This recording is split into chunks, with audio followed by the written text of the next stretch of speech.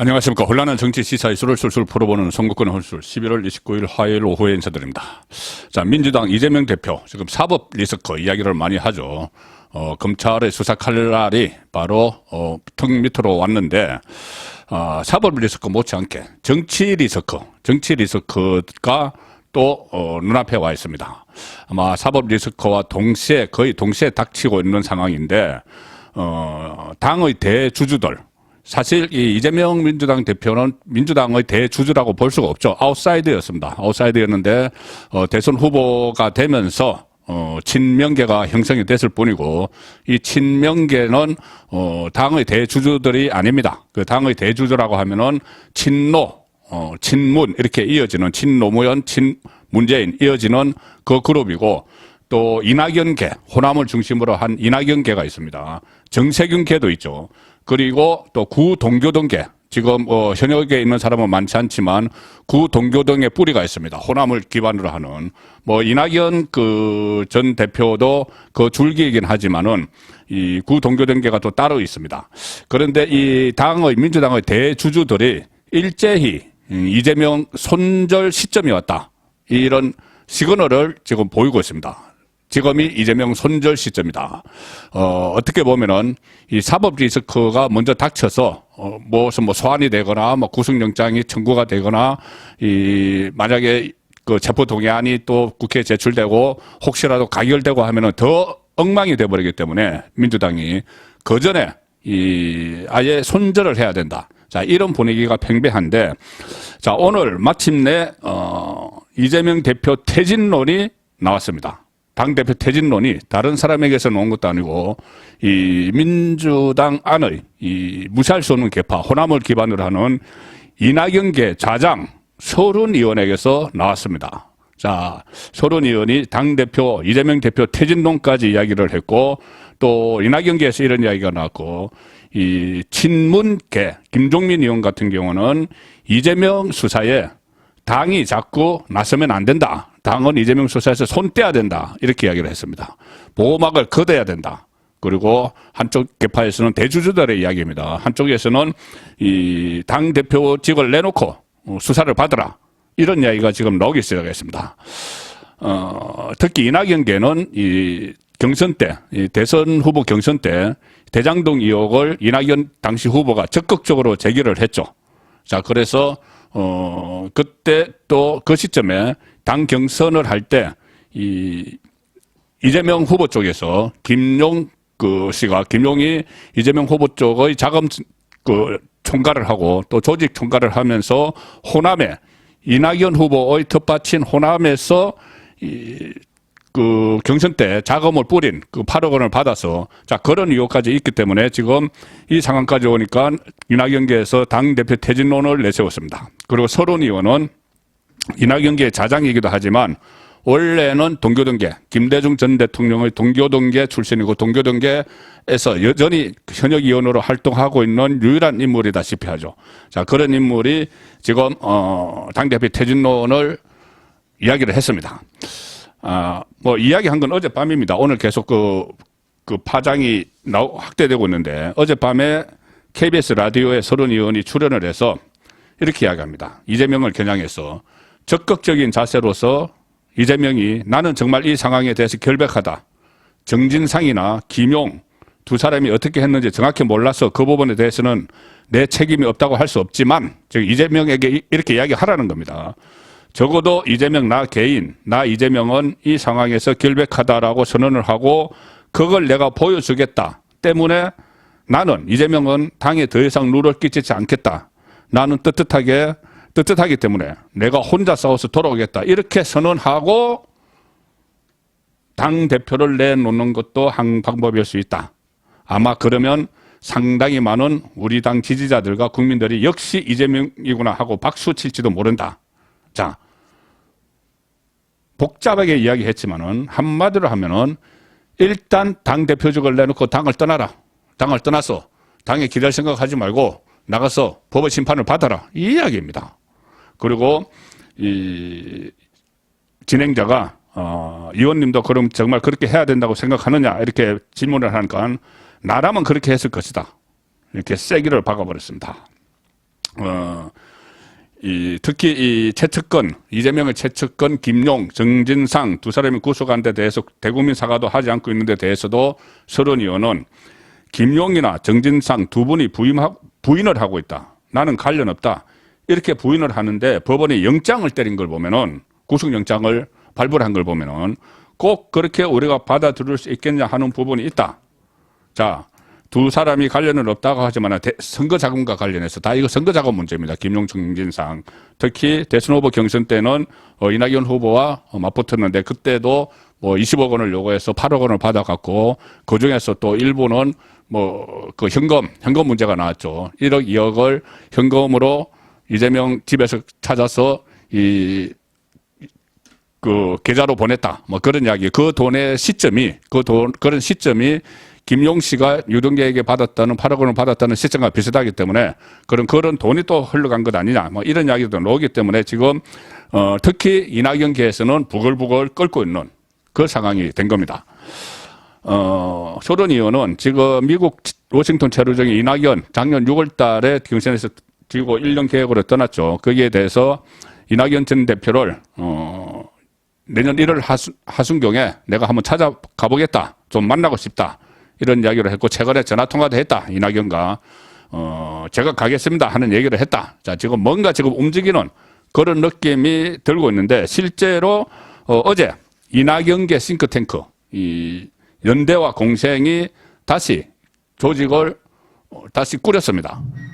어제 공식 토론회를 열었는데 대선 경선 이후에 해체를 선언을 했다가 최근에 재창립 행사를 지금 열고 있죠. 그리고 어제 그 발언을 한 사람들이 이낙연 그 싱크탱크 연대와 공생에서 이재명에 대한 아주 강한 비판이 막 쏟아져 나왔습니다. 이낙연계죠. 김철민 이렇게 이야기합니다. 많은 국민이 민주당이 사당화돼 가고 있다고 걱정한다. 이 당이 사당화돼서는 정권을 되찾을 수 없다. 이렇게 이재명이 본인 그 신변 보호를 위해서 당을 사당화시키고 있다. 이 이야기를 지금 하는 것이죠. 그리고 이것 뭐 이런 문제들 이재명의 사법 리스크뿐이 아니고 실제로 이재명의 당 대표로서의 리더십도 도마에 막 오르고 있습니다. 이것뿐이 아니고 이 리더십이 도마에 오르는 이유는 본인이 이 셀프 구명을 하기 위해서 여러 가지 무리수를 두기 때문에 그렇게 되는 것이죠. 이런 이야기도 나왔다고 합니다. 이낙연 그 싱크탱크 토론에서 아니 대통령이 법무부 장관과 술집을 갔느냐 안 갔느냐 이런 문제로 당이 에너지를 허비하고 있다. 이런 이야기. 최운열 전 의원이 그렇게 이야기를 했다고 합니다. 지금 어려운 경제 상황인데 도대체 뭐 하는 거냐. 그리고 개파한 초선 의원은 이재명 대표에 대한 강제 수사가 목전에 놓인 상황에서 여러 개파가 만약의 사태를 대비하고 있는 모습이다. 자, 이재명계 모임을 보면서 여러 개파가 만약의 사태를 대비하고 있는 모습이다. 이렇게 이야기합니다. 만약의 사태. 이재명 당대표 유고 상황을 이야기하겠죠. 자, 친문계 움직임도 상당히 빨라지고 있습니다. 친노, 친문 이렇게 연결되는 개파죠. 여기가 지금 어떻게 보면은 현실적으로 가장 많은 지분을 소유하고 있는 민주당의 대주주 그룹이죠. 여기서 이재명 손절론이 지금 본격화되고 있습니다. 친문계가 주축인 민주당 싱크탱크 민주주의 4.0 연구원이라는 게 있죠. 최근에 이 심포지엄 총회를 열었는데 여기서 문재인 정부 때 행안부 장관을 지낸 전해철 의원이 이사장으로 추대됐습니다. 노무현 정부 때 삼철 이렇게 불렸던 인물이죠. 그 전해철 의원이 이사장으로 추대됐는데 특히 전해철은 2018년 지방선거 때 경기도지사 선거에서 경선에서 민주당 경선에서 이재명 대표와 치열하게 경쟁을 했었죠. 그때 이 친문 그 네티즌들 그리고 친명 네티즌들이 격렬하게 싸웠습니다. 뭐 손가락 혁명군 뭐 이런 식으로 해서 격렬하게 싸우는 그 사람이 지금 이 친문계의 그 제일 큰 모임의 그 대표가 된 거죠. 그래서 이 전해철 의원이 이 이사장을 맡았다는 이 점은 친문 직계가 민주주의 4.0을 정치적으로 재편하겠다는 의미다. 이런 분석이 나오고 총선을 앞두고 비명계의 구심점이 되겠다는 취지가 있는데 지금부터 이렇게 준비하는 것이 이재명을 손절을 하기 위한 그런 전 단계다. 이재명 유고 사태에 대비하는 거다. 이런 분석이 나오는 거죠. 또 민주주의 4.0 여기는 비명계 의원도 새로 신규를 가입을 했는데 여기는 이낙연계도 있고 정세균계도 있고 해서 뭐 회원이 65명까지 늘어났는데 뭐 40여 명이 범친문계지만 이낙연계, 정세균계가 새로 들어갔습니다. 그러면은 일종의 이 반명 연합 전선을 형성하는 그런 상황이 된 거죠. 이 이재명 그러니까 친문계에서도 이재명 대표에 대해서 대표로서의 리더십을 문제 삼는 목소리도 지금 막 분출이 되고 있습니다. 사법 리스크뿐이 아니고 리더십까지. 이 최재성 전 의원 오늘 문재인 때 청와대 정무수석을 지낸 인물이죠. 친문 최재성은 이런 이야기를 합니다. 오늘 이런 이야기를 했습니다. 라디오에 나와서 아니 지금 거짓 가짜로 드러난 청담동 술자리와 관련해서 이렇게 지도부가 대처하는 것은 이거 지도부의 지도력이 상실된 것 아니냐 이렇게 이재명 지도부를 직격을 했습니다. 이 김의겸 의원이 사과를 하는 것도 부족해 보인다. 민주당 지도부에서 이걸 털고 공세를 한 것 아니냐. 그렇죠. 털어주고 공세를 했죠. 제가 말씀드렸다시피 어떻게 보면은 김의겸은 그냥 배우고 그 뒤에 기획하고 연출한 사람은 이재명 대표를 비롯해서 민주당 지도부죠.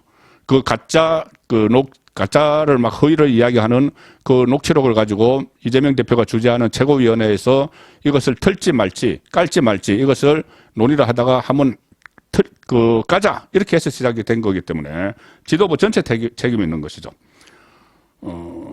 그리고 다른 여러 가지 사안에 대해서도 뭐 최재성은 이재명의 리더십을 비판을 합니다. 뭐 퇴진 집회, 윤석열 퇴진 집회에 민주당 의원들이 나가는 문제, 그런 문제 또 이상민 행안부 장관에 대해서 지금 국정조사를 하자고 합의를 해놓고 나가라고 최후 통첩을 하면은 국정조사는 그럼 누구를 대상으로 할 거냐. 이런 문제 리더십까지 전부 다 따지고 있죠. 자, 이것이 심상치 않은 것이 이것이 결국 모든 이런 리더십이 이재명 보호를 위해서 지금 이 시도가 되는 것들이기 때문에 이 자체를 민주당의 대주주들이 공격을 하고 있는 겁니다. 오늘 또 국회의원회관에서 친문계 모임이 열렸습니다. 반성과 혁신 연속 토론회라는 건데 여기서도 이 팬덤 정치로 정당의 사당화가 매우 심해진다. 이 최근 민주당의 모습을 보면 사당화 현상이 걱정된다. 이런 이야기들이 막 나왔습니다. 사당화라는 것은 개딸로 대표되는 이재명 대표를 겨냥을 하는 말들이죠.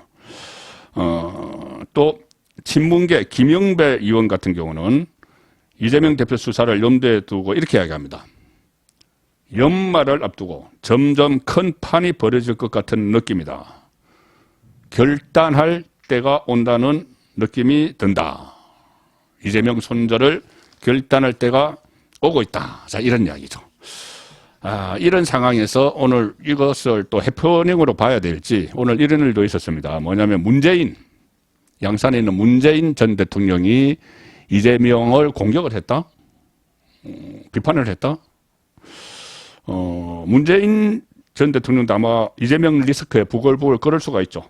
당이 일사불란하게 해서 전임 정권, 문재인 정권을 보호막을 치고 막 해야 되는데 오늘도 손 전 국방부 장관이 구속영장이 청구가 됐습니다.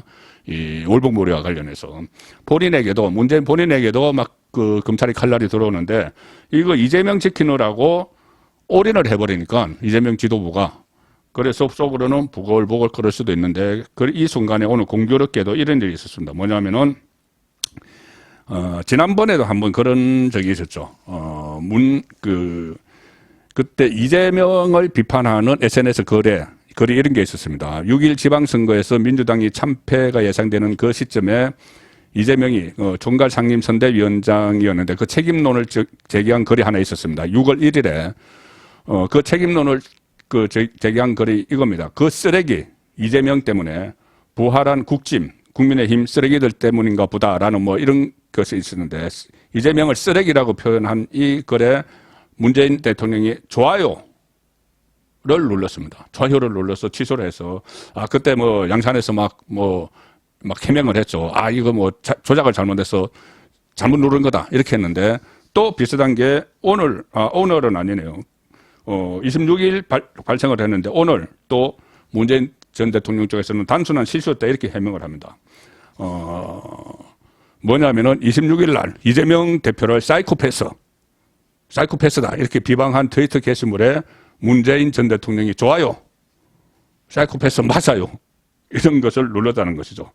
뭐 여기에 대해서 또 이 문재인 전 대통령 측에서는 잘못 눌린 것이다, 취소했다 이렇게 이야기를 하지만 어쨌든 지금 보면은 민주당의 각 계파가 더 이상 이재명에 매달리지 않고 이재명을 손절하면서 각자 살 길을 찾아가는 각자 도생의 국면으로 접어들었다, 그런 느낌이 듭니다. 송국근의 훈술이었습니다.